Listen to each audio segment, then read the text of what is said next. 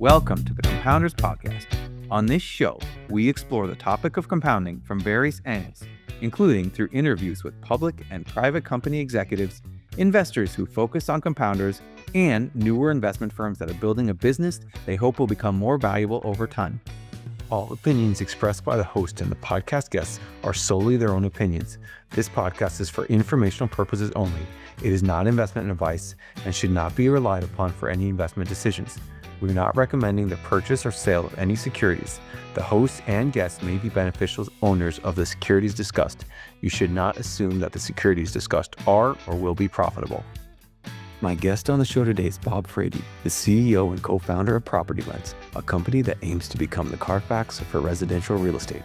After a number of successful prior ventures, Bob co-founded PropertyLens to solve what he sees as a large information asymmetry between home sellers and home buyers.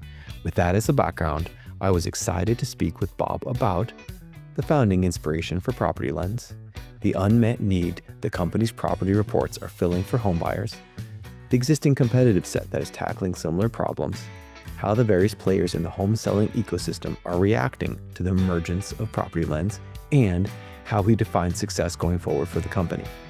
And without any further ado, here's my conversation with Bob Frady of PropertyLens. Bob, I think it'd be helpful for you to take our listeners through the experiences that got you to the point where you were ready to co-found PropertyLens. So I've always been a data guy, have worked my entire career with data in one form or another, got involved in a lot of technology to help bring that data to life. And about 10 years ago, I had built a company with my co-founders called Hazard Hub, which did geospatial natural hazard risk assessment.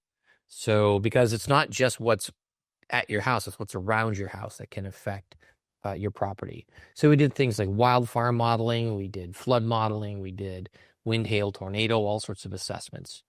And we bootstrapped that into a pretty successful business. And then in 2021, we sold it to a big software company. And they tell you not to do anything rash when you sell your company. So what did I do? I bought a house in Edina, Minnesota, even though I lived in Orange County, California. And so I had a lot of data from our own sources, but I also have a lot of friends, and they gave me their data. And like, hey, I'm going to buy this house. What can you tell me? And I put it all together, and I said, there's a lot of stuff that's here that's not in the disclosure documents. Like the radon wasn't disclosed, the ice dams weren't disclosed, the roof replacement wasn't disclosed. All of these things that were really helpful in me to make a decision on this house. And I looked around for like a CARFAX for houses, and there wasn't one. So use the data to save about 10% off the listing price of the house, because I love the location. There were a lot of issues. And I'm like, I like your house, but not your price. I offered 10% less, is almost a lark. And then they took it. So ended up saving myself a boatload of money. Didn't see a tool like this out there anywhere in the marketplace, and thought after a couple of years, it's like, well, why not build it? You and your co-founder think like you're smart guys, and so build it. Put your money where your mouth is, smart guy, and just go do it. So we built PropertyLens, because the most surprising thing about the transaction on the house is realtors want you to fall in love with the house, because then you can overlook the faults in the house and make apologies for why you should still buy the house. I came prepared with information which really nobody was ready for. It's like, I know this, and this. And they're like, how do you know that? I'm like, that's my job. I know how to do this stuff. And so it made me a very qualified buyer, because in their minds, it's at the perception, this guy knows what he's talking about. And I wanted to bring that same level of knowledge to buyers of properties, because buyers get screwed all the time. Things aren't fully disclosed. You kind of nudge, wink, the inspector. Everybody wants to get the deal done. But as the buyer, you're the one who has to pay for it. So that was the whole goal, is to do a good service for home buyers. I would love the story of someone building the product that they would want themselves. I think there's something really special about, as opposed to like someone told me this is a good idea, going living through it and being like, this is a product that needs to exist. I think almost it can often lead to, a fair amount of insight that is not just going to be your insights, but it's going to be shared by a lot of other people in the same situation. Yeah, I look at, my kid asked me one day, he's like, if I wanted to start a business, how would I do it? And I said, well, find something that bugs you, see if it bugs other people too, and then figure out, is this just a you and your friends thing, or is this a real thing? And then if you think it's a real thing, that's where you start. That's the seed. That's the germ of the business idea. And, whether it's I want food delivered to my house, or I want, restaurants delivered to my house, or whether it's I want a car, but I only need it for a specific time, so I don't want to take a taxi. All of these are built out of, or if I want to just look at the freshman yearbook and determine who I want to talk to, which is how Facebook got started. It's like, all of these are, something's bugging me. Let's build something to solve what's bugging me. And I love products like that because it's built upon the human condition, where if something's broken, go fix it. Yeah. And I often hear founders talk about how the idea for a company was so compelling that they felt as though they couldn't not build the company, almost as if it was a calling. Are there elements of that rang true for you when it comes to PropertyLens? Oh, I could be retired right now. I was lucky when we sold the last business. It put me in a spot where I could just sail off into the sunset. And there were a lot of good reasons to do that, except for the fact that I was so on fire about this idea that we needed to build it. And so, yeah, there's a lot to it. I don't need to do this. I want to do it because it's such a compelling idea. And listen, you never know how life's going to turn out, but you don't get a home run if you don't get up at bat. And I'm a big believer in getting up at bat. So decided to put the golf clubs in storage and wave goodbye to a lake cabin and all that stuff and just say, let's go do this again. Yeah, love that. And there are days where it's like, maybe retirement wasn't such a bad. I'm sure that's true for anybody who's doing something entrepreneurial in the startup realm.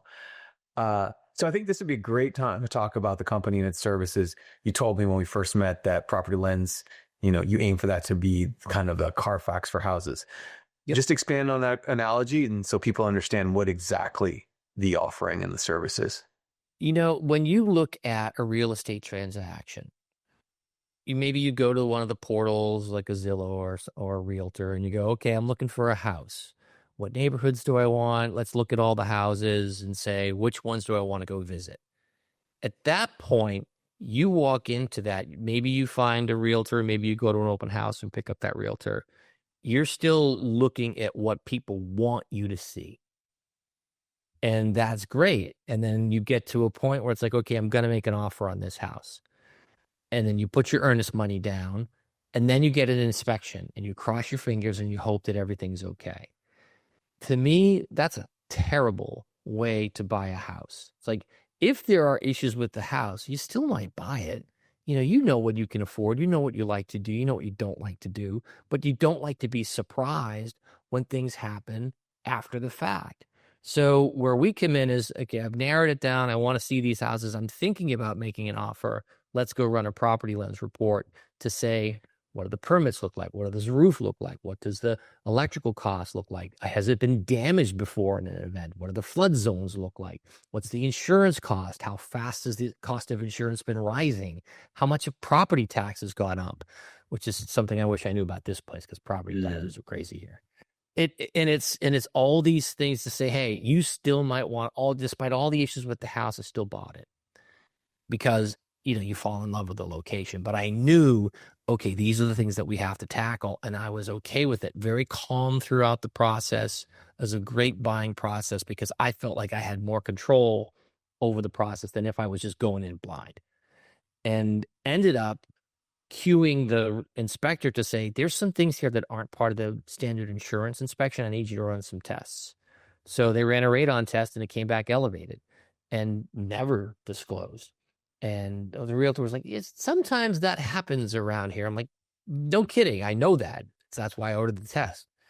And so I forgot where I was going with this one. I get on this sometimes. I'll get on the soapbox and fall off the edge. But I felt like such a better buyer because I knew the data going in. And there's always surprises, but at least I know what to be surprised about. And as someone who gets that report in your hand, how do you know what to do with it? So what is, I mean, I think one of the issues, not issues, but one of the challenges that you guys might have is like, so, okay, so when you get a report, so what? What does that mean? What does radon mean? Like, oh, well, this house didn't pull the permits for the new roof. Like, are we gonna have to go back and spend money on that? Like, how does someone know what to do with that information? So that's a really interesting point because we initially, and the product has changed a bit because of questions like that, where people are like, this is an encyclopedia. It's a 50-page report that you get. And they're like, what do I do with this data? And because we're so used to looking at it every day, well, like you do this, this, this, and this. And so what we did is we developed a rule set. We developed an AI set. We put all of our knowledge to use. And then we've created a couple of things. The first is a snapshot, which says, here's the 10 things that we tell you about every location. Here's a summary that says, here's the good things, here's the things that are maybe challenging. And then we say, here's the questions that you should ask when you walk into an open house or you talk to the seller's agent. And then we allow you to print those out. We allow you to print out a list of questions that you can give to an inspector.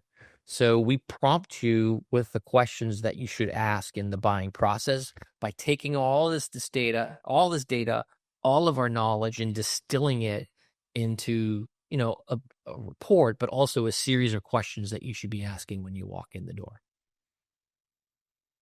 And I know as we're starting to talk, I think of all these tangents that we can go on, and don't want to go too far off track. But if I'm the buyer, right, and I'm the only one with this information, and there are 5 other buyers without that information, in a lot of ways, having this report puts you at a distinct disadvantage to buy the house.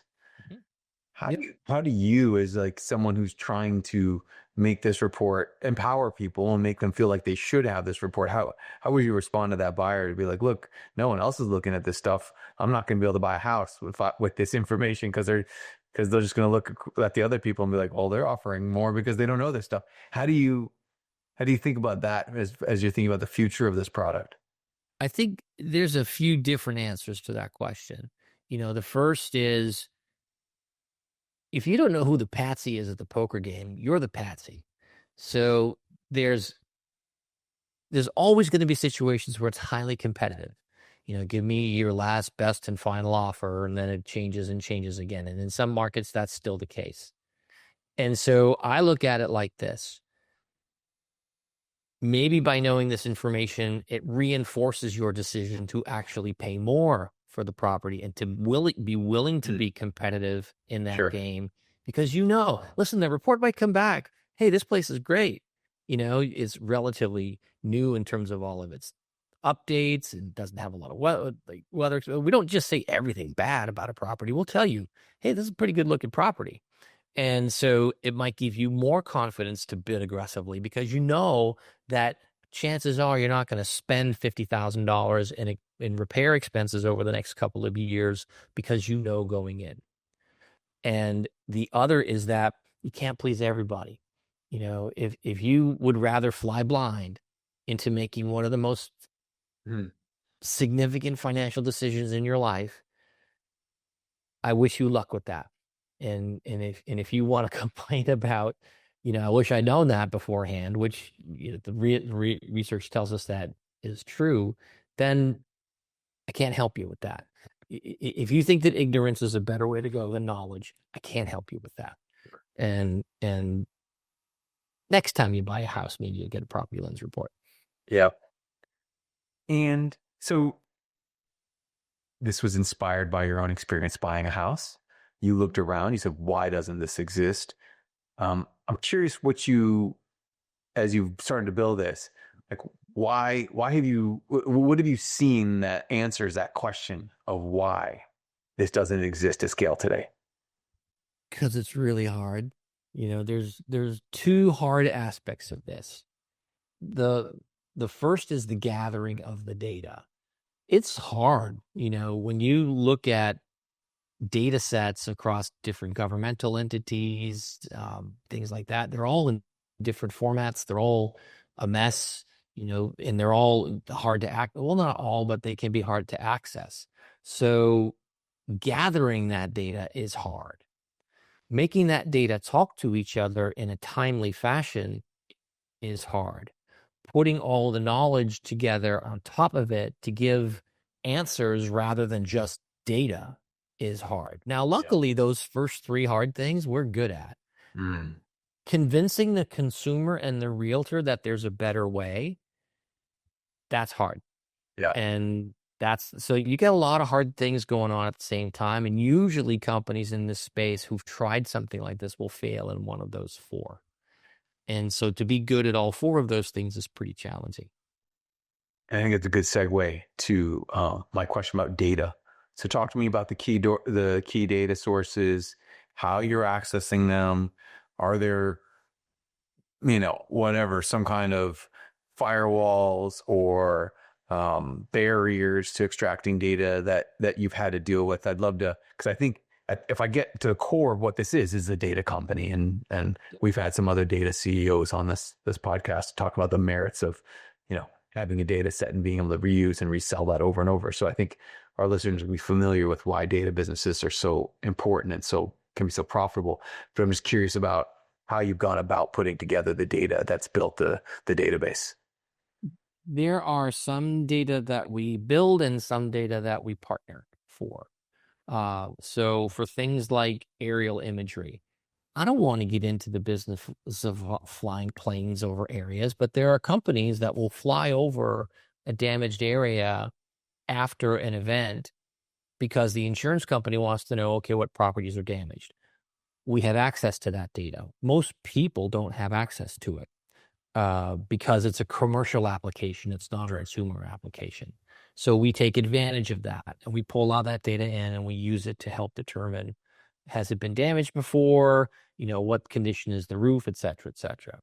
There's weather data that's out there, and there's our scads of weather data out there. You can get it from weather.com, you can get it from the government, you can get it from satellites, you can get it from all different places. And we use a data source that helps us get hail events and high wind events. We pull in sex offender data. We pull in crime data. So outside of that, and then we pull in algorithms that say, based upon the size of your house and the location, here's the expected insurance rate. So we have to provide that data for that algorithm to complete, but that's the kind of stuff that we pull together. That's the sort of it's like a data salad almost, all these individual ingredients together make up the whole report. And then there's things that we build. We build a lot of data about point specific data, like, is this a mobile home park? Is it, how far is the nearest garbage dump? Where are the Superfund sites that are around there? Where are the prior damaged properties? Like, was the property destroyed or damaged inside in a wildfire or in a flood or in a hurricane or tornado? All sorts of data that we put together in order to keep the whole engine running. And then peril data, hydrant data, fire station data, all sorts of different data sets. And sometimes those data sets start with the government, but then getting government data, getting access to it, getting it consistent. And then the other key one is building permits, where we use a couple of different providers for that because nobody has everything. So we try to cover as much as we can. So it's a lot of data. Now, data by itself is really hard to consume. It is just it's just data. It's not really information. It's not something you can act on. So part of what we bring to the table is the aggregation of that data and then the making sense of that data into something that you could actually read and go, oh, okay, this is what I need to know.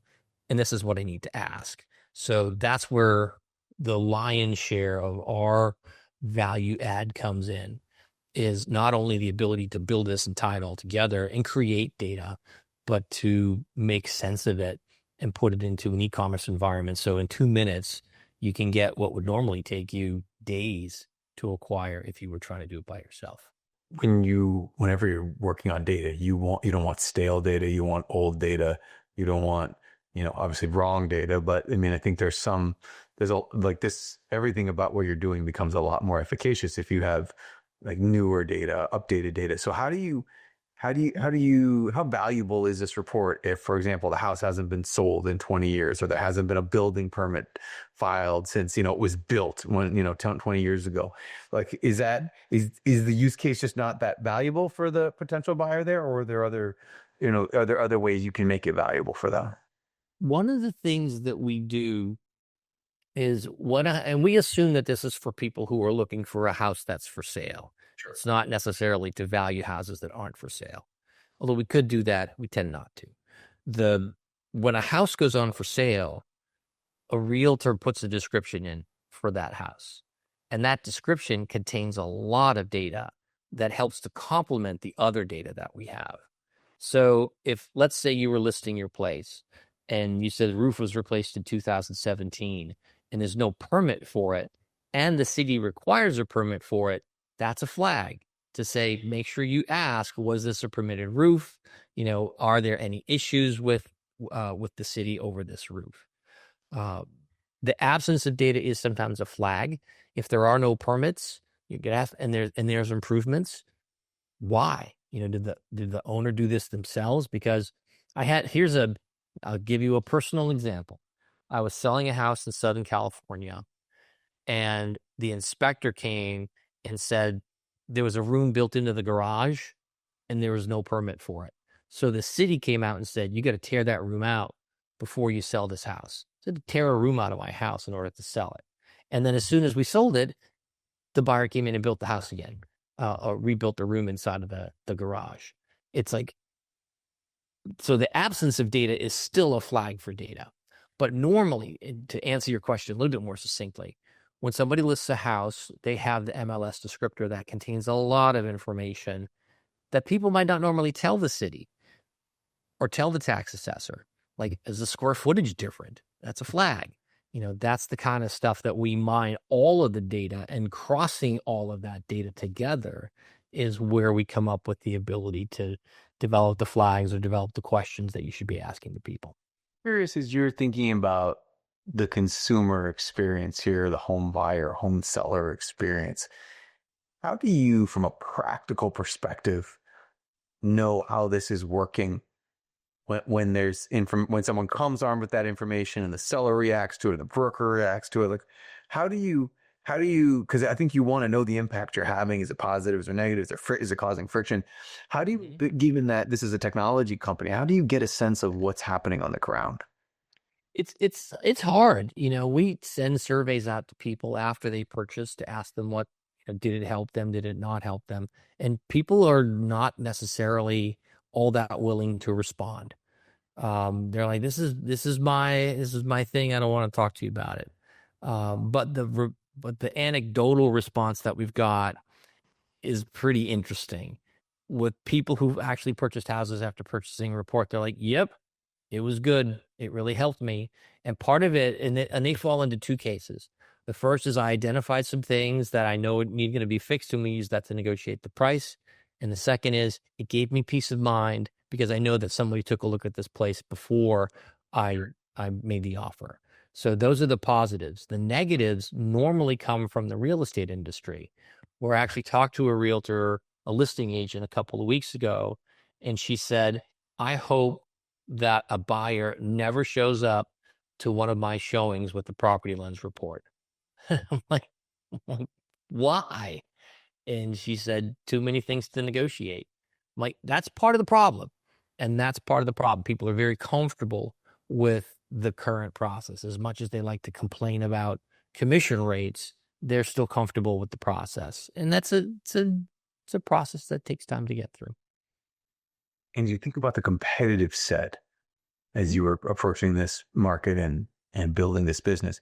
Who else is out there right now trying to kind of tackle some of these same problems? There aren't really a lot of people. A thing that has surprised us the most, and the reason why we raised capital rather than bootstrap, is because we thought this would be a race. We thought that once people saw that this was capable of being done, that they would run out and do it. And it hasn't been the case.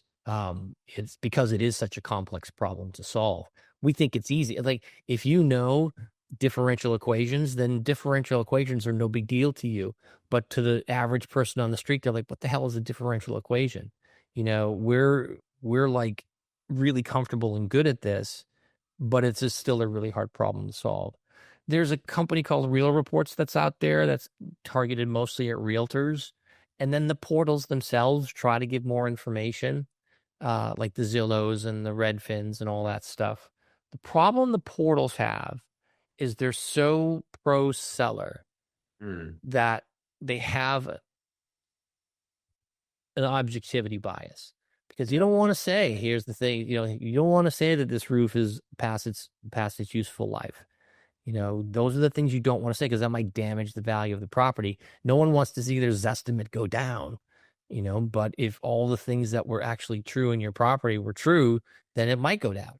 And they don't want that. So they have a bias towards the seller. We have a bias towards the buyer. And it's interesting. It hasn't been as competitive as I thought it would be. There are some pieces where we're starting to see some competition, like upload your inspection report and we'll tell you how to get stuff fixed. That's kind of cool. This, that, and the other thing. AI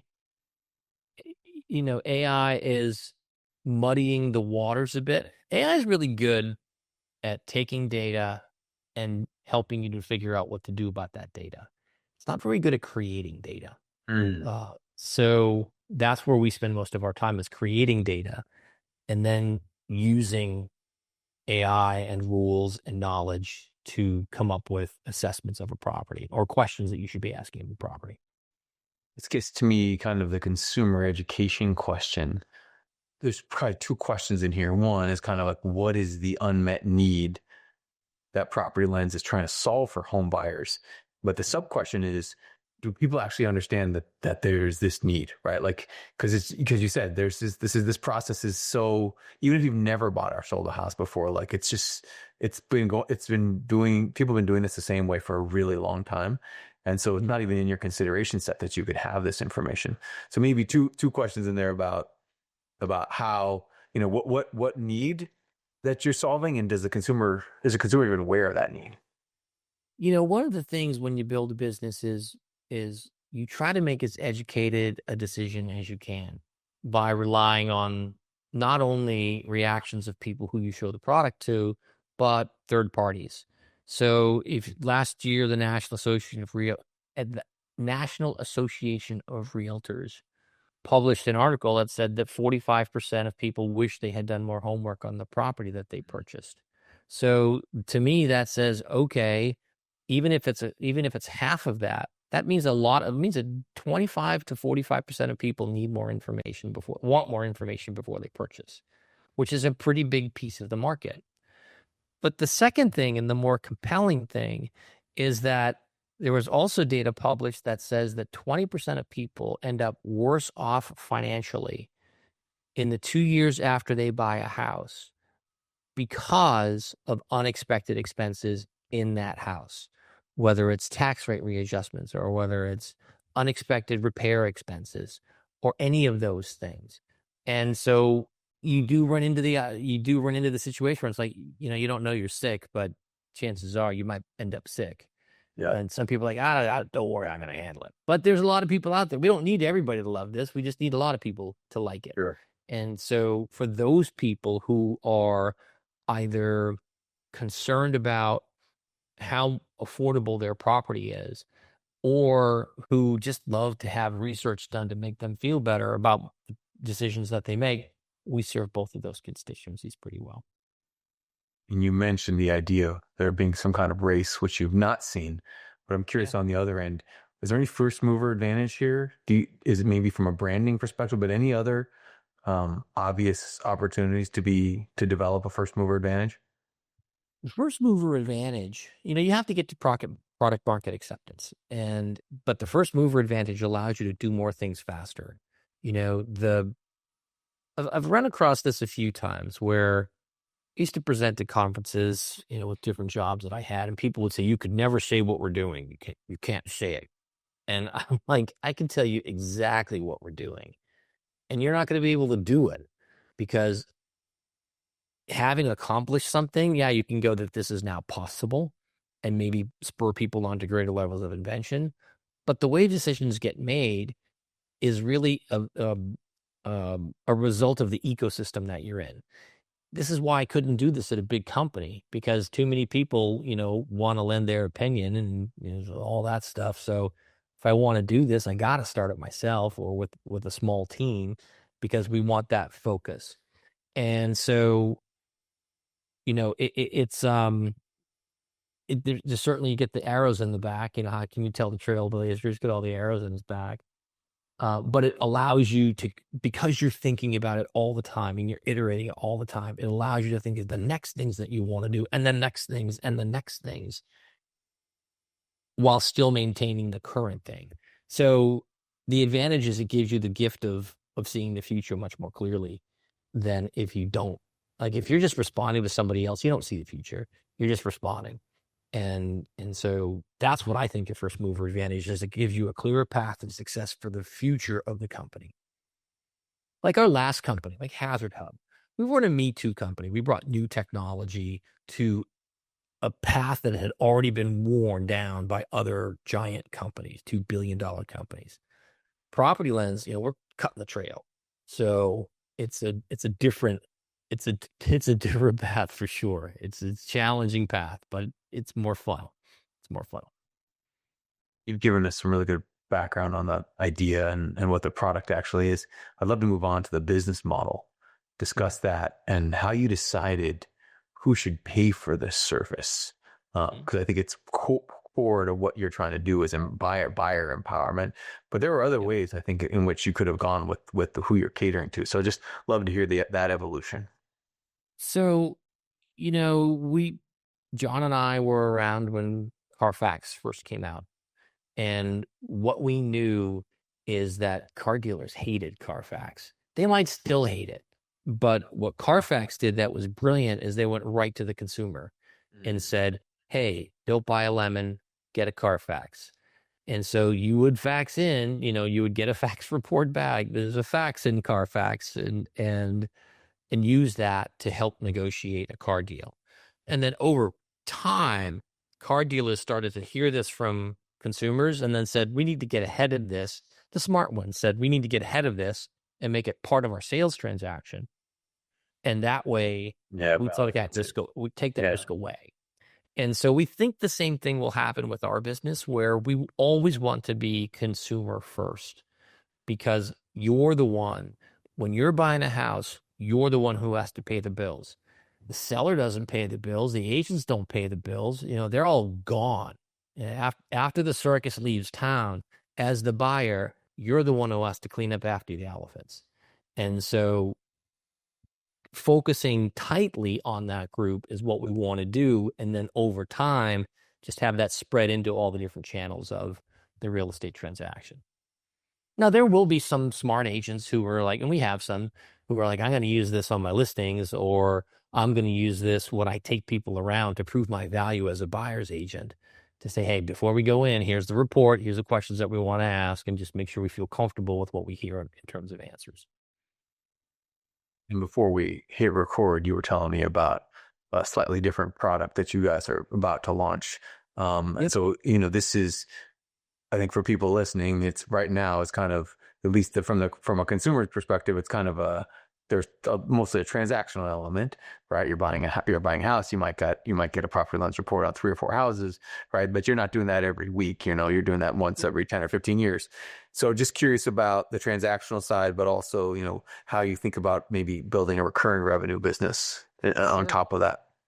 We weren't aimed at building a recurring revenue business. We'd done that before.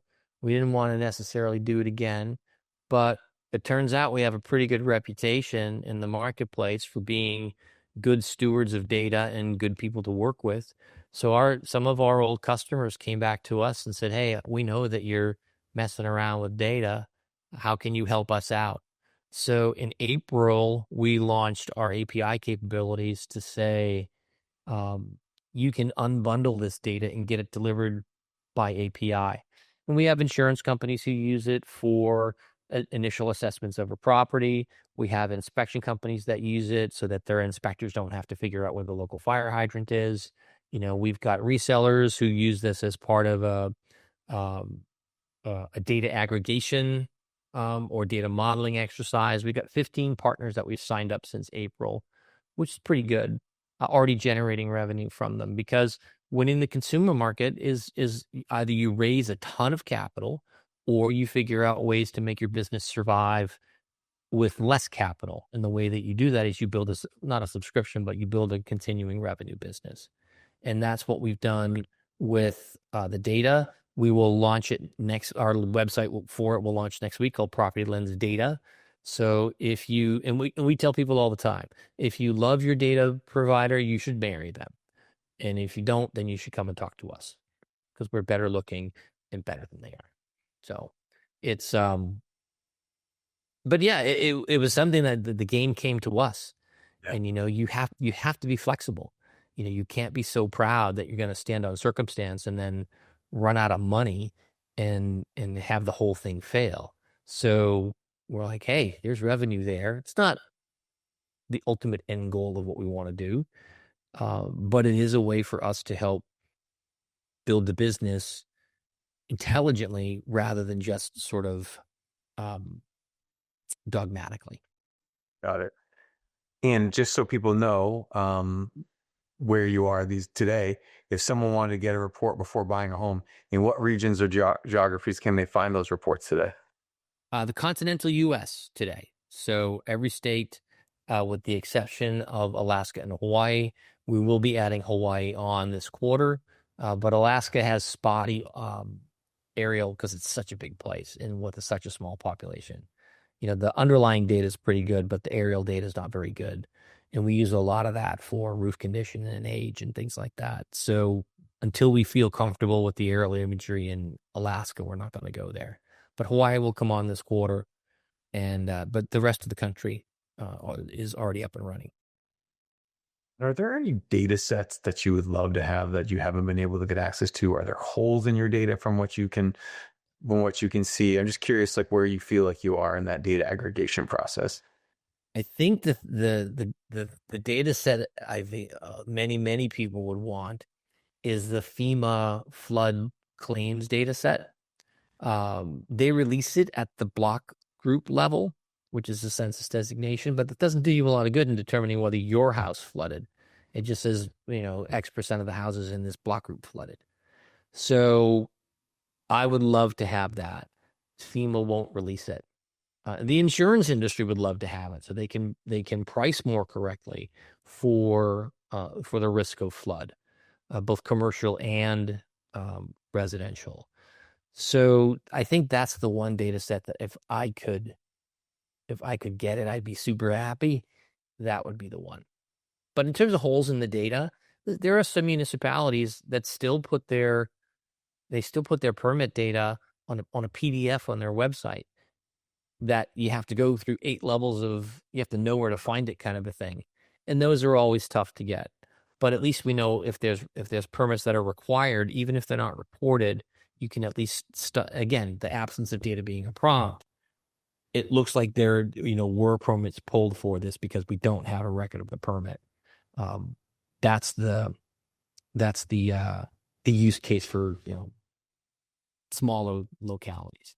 And we've already discussed there are a handful of different constituencies involved in the purchase of a home. Mm-hmm. I'm interested in going through each and to talk a little bit about how the emergence of PropertyLens is going to impact them, starting with the seller. We've talked about this a little bit, but if I'm selling my home and maybe I'm not even aware of some of the things that you guys are going to find, like, why is more transparency good for me potentially as a seller? Well, it depends if there's anything wrong with your property. Some people who don't believe in transparency won't, or who want to just get the maximum price, won't really tell you the full truth because there's no responsibility to them after the fact. You do your disclosures and out you go, and you're gone. And if you want to sue me, good luck. So for sellers in a competitive market, like if you're in Manhattan Beach and you put a property up for sale and it's on the beach, chances are it's going to have multiple offers and sell for over asking price. But if you go to Florida right now, even if you had beachfront property in Florida, it's not going to get multiple offers because that market's in a tailspin right now. So when the market's really hot, this doesn't help sellers all that much, except as a defense mechanism to say this is what buyers are going to be asking about. When you get into a less competitive market or a more normal market where houses last longer, then the best cared for houses are the ones that are going to get the best sale price. And so one of the ways that you show that your house is cared for is you get this report, you understand what's in there, and you address those issues. So as people come in, you can say, this issue's been addressed, this has been addressed, this has been addressed. One of the things that we will be, and that's a today standpoint. The tomorrow standpoint, work that we're going to start on later this quarter, is the ability for homeowners to upload receipts of anything that they've done to the property. So if you bought new windows, if you had the windows replaced, you can upload the receipts.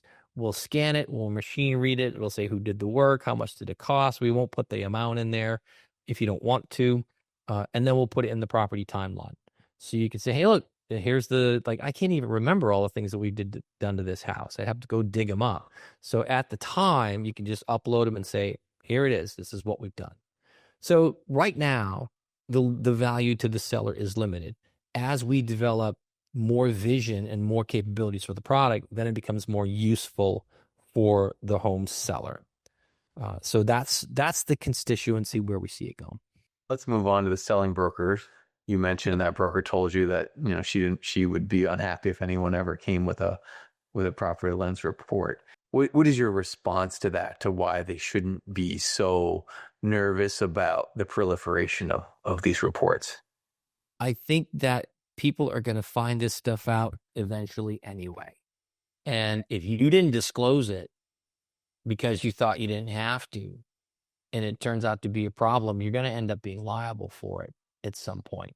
The whole big out in disclosures is to the best of your knowledge.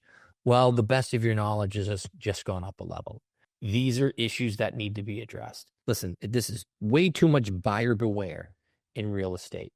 It's awful that one of the biggest decisions you'll ever make is a buyer beware decision.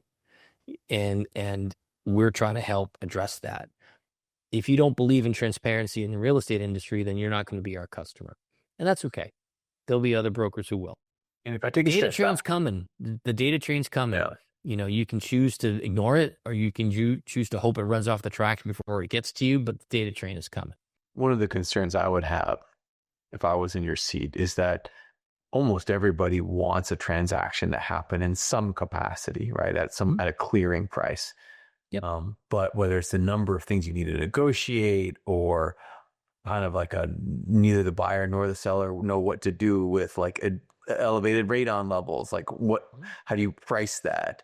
So, there's a risk that it causes friction in a process that's already, as we've discussed, arduous for everybody. How do you think about the friction issue? I think the friction issue is a result of the way that the system is currently structured, because you've got your upfront. Here's it's almost like a I don't know, a Match.com profile. I'm dating myself here, where everything's glossy and look at my boat and I'm the greatest thing ever. And then this is what you meet when you go to meet that house. You meet all the good points. And then you sort of start putting the furniture in different places. You start envisioning where the kids are going to be, and you fall in love with the house enough to put your money down on it. And then you get the inspection, and you hope and pray that bad things aren't going to be in there. Because it runs this way, that's why there's such tension in the process. If you knew these things at the beginning of the process and were able to ask those questions before you put your money down, there's much less tension in that transaction because you know that these are the things that we need to take a look at. I'm okay with them, and I'll still get it inspected to make sure, but I'll have a much clearer idea. I think personally, I think it reduces the stress in the transaction. Yeah, there's more things to talk about, but you move them to a time when there's time to talk about it, which is the beginning of the process, not the end of the process. Sure. And if I'm It's my theory. It's what yeah. No, I mean, look, we can't generalize across everything. Everyone's going to have some different experience and perception of the, the value of having a report. When it comes to the buyer's broker, how do you become an ally for them, in helping, get a transaction done? Buyers brokers are in a very tough situation right now. I think it's because so many houses are bought by corporates that they don't want to pay the extra commission to the buyer's broker. And because those 3 points can make a big difference in your portfolio. And the NAR settlement didn't do anything for consumers. It just broke up the standard practice of, okay, you get half when you get half. The buyer's broker has to prove their value in a way that they've never had to before. And what's one of the best ways to prove your value is to say, hey, here's some alerts that you need to think about before you buy this house. We can still make that effort, but you need to know, here's what's going on in this place. And you should go and get a report for this location just to make sure that it's got everything that you want on it, or you can get it through me or however it happens to work.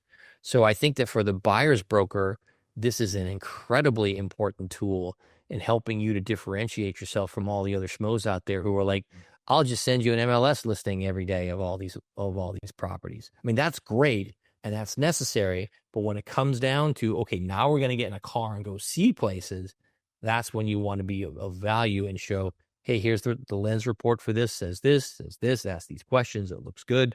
If you like this place, make an offer.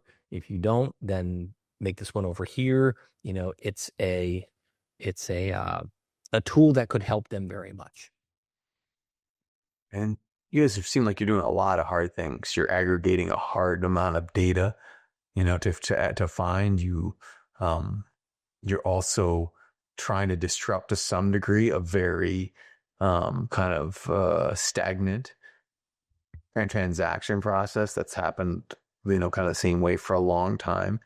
What do you think the hardest nut to crack has been for you guys so far? The consumer market is the hardest nut to crack so far. It's because people don't purchase homes that often, and they get so caught up in the excitement of the process that it's like, hey, here's one more step. Here's one more cost. That does become an issue for some people, but for most people, they're like, this is a no-brainer. For $70, you can tell me that there might be $20,000 of repairs expenses in here that I don't know about. I'll tell you, for example, I have a house in Southern California, and the HVAC system is unique, is original to the house. House was built in 96, so that makes it 29 years old, and that's the life expectancy for an HVAC system in Southern California.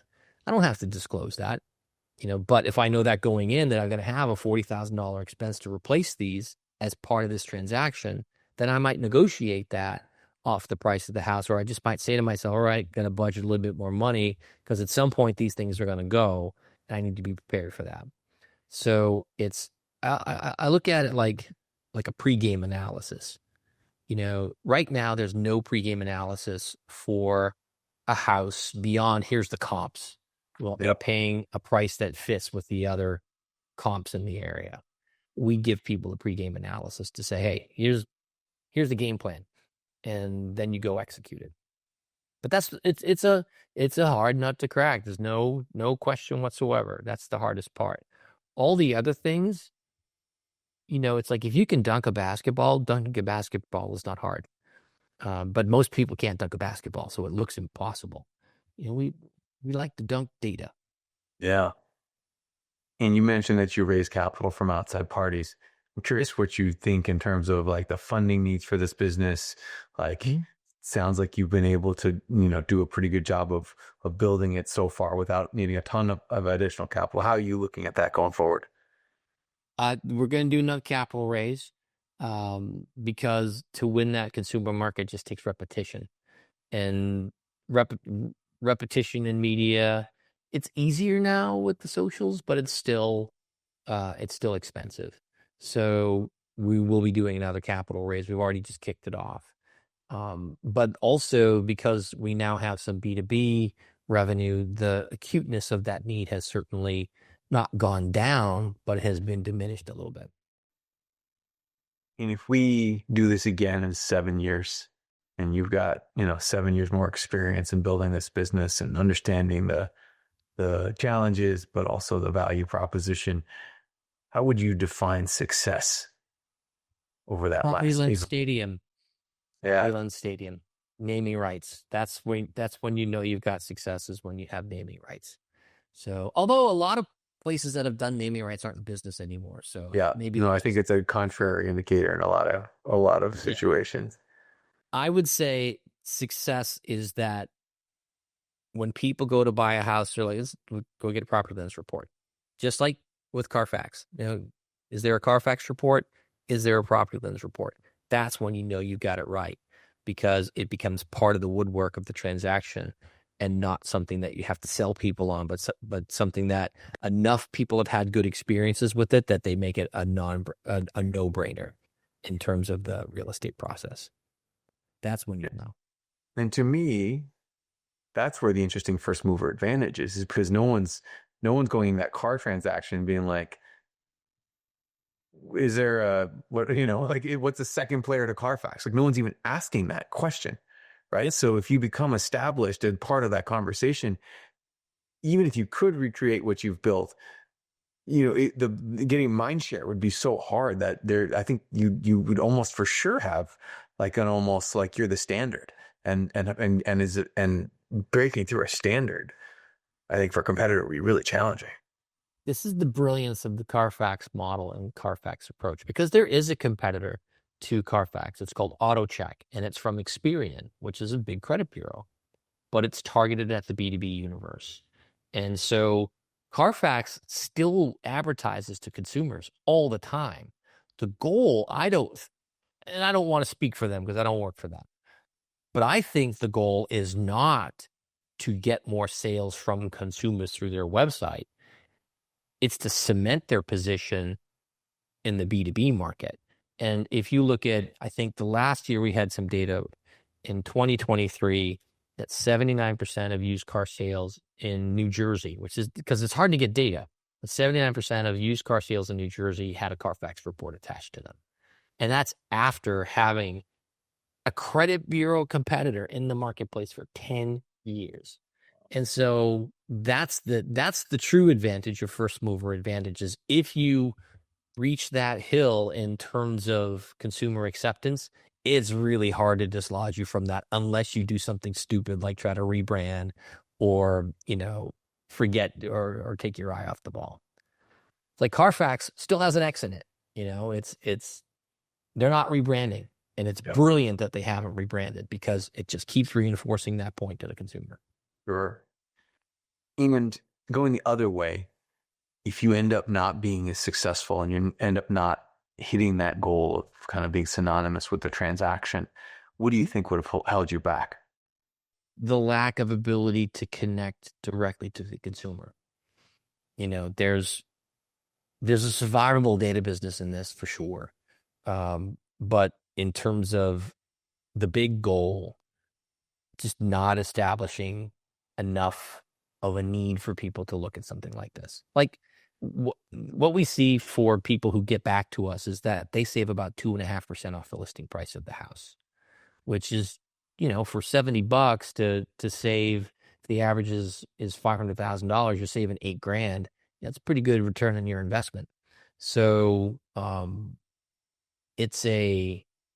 that would be the part that if we just don't get that click, and there'd be a lot of tears, a lot of dark rooms, a lot of listening to The Cure, hours on end. But that would be the reason why it wouldn't connect. Or somebody else comes in and just out executes us. Somebody comes in with a big pile of cash and overwhelms us. Could be another reason. There's a million reasons why it could not work out, but those two are either we don't connect or somebody else connects better. What do you think as you're building this thing? You've already had a successful exit.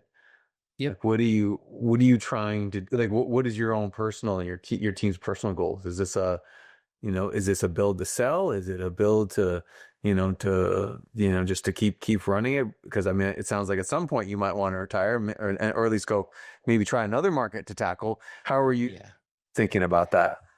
I think about it. Well, first of all, everything is for sale.